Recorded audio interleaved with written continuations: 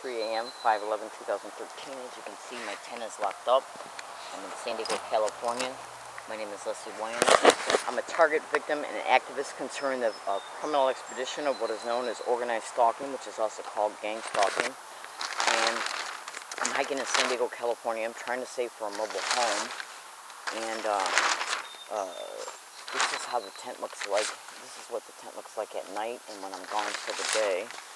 I put a bunch of weatherization sheets up on the tent to keep the rain out and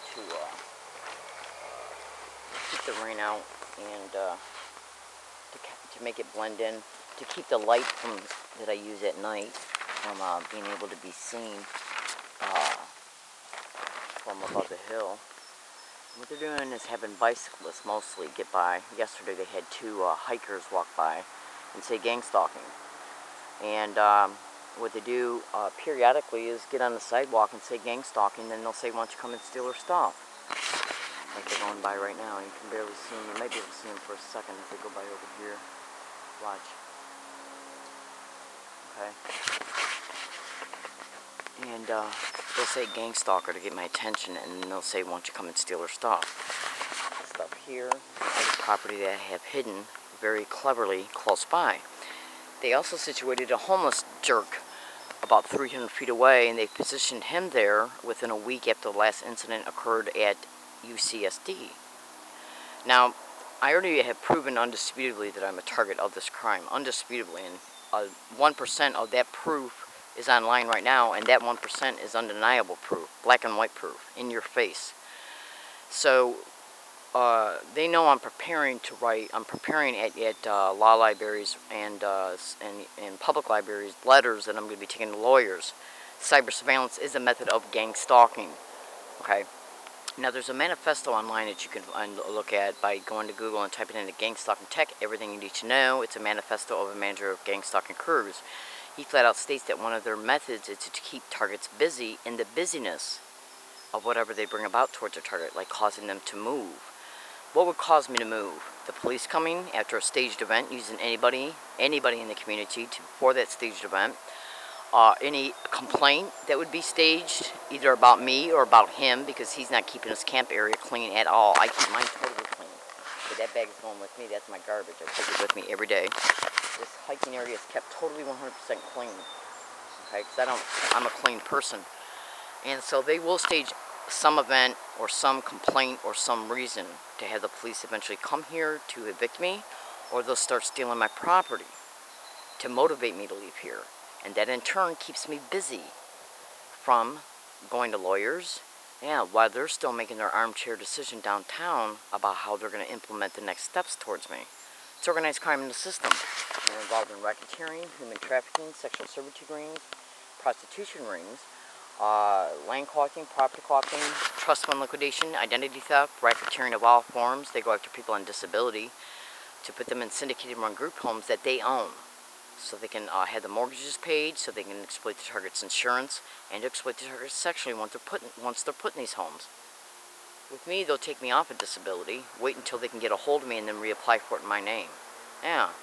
It's organized crime in the system. This is where they're treating people on disability like straw people, wrecking their lives, tearing them down, and then getting legal custody of them as a result of the paperwork that is accumulated over time concerning them. Falsified police reports, social services reports, county mental health reports. And this paperwork is brought about and gotten as a result of the staged events that happen towards the targets along all the routes, including using homeless people. Yesterday I went to Thursday morning I went to Rouse. And left Rouse, gang stalking on a fever scale there again, as I always am. Went to a bus stop and was gaslighted and threatened by an individual physically. Yeah, then he tried to run my card into my bike. And this is how they try to provoke you to act out. So the police can be called. They're staged events. So the police can be called, and they come out, either arrest the target, petition the target in the county mental health, or file a false police report about a target. And then when these events continue over time, they take the accumulated documentation before a syndicated judge, and then a probate attorney for the state will petition the state to take legal custody of the target to put him in a group home. where they call off their monthly checks because now they got legal custody of them. They'll exploit their insurance, and then they'll exploit the target sexually in a syndicated round group home. They're buying houses and flipping them by hunting people on disability for using these schemes and expeditions to do it. And there's syndicated police officers attached to it. I'm in San Diego, California. And if you don't believe that, Sylvia Almarolas is another target of this crime in San Diego. Marah Shaheen, her name is spelled M-A-U-R-A-S-C-H-E-E-N. She's in Encinitas, right up the road. She's a target of these crimes. Beth Donahue was a target of these crimes. I just recently, 2 days ago, found another guy who's a target of these crimes in San Diego. It looks like he came here from another state. And I saved his name in one of my Gmail accounts, but I don't remember it by heart. Hugh or something like that, H-E-W, I think. And he's a target of these crimes. I have undisputable proof I'm a victim of these crimes. So we're going to see how long it takes before they bring about something either like this hiking area, including the theft of my tent and my other property that I have hidden very cleverly close by, because that will be a motivation for me to move to another site. Yeah, this is what they do, because they want to be able to apply plausible deniability that this is happening to you while discrediting you, while running you down by using these schemes to do it. Physically running you down and financially running you down until they can implement the next step. This is how gang stalking works. They target minorities like you would not believe. My precious black brothers and sisters are doing this too. My Mexican brothers and sisters are doing this too.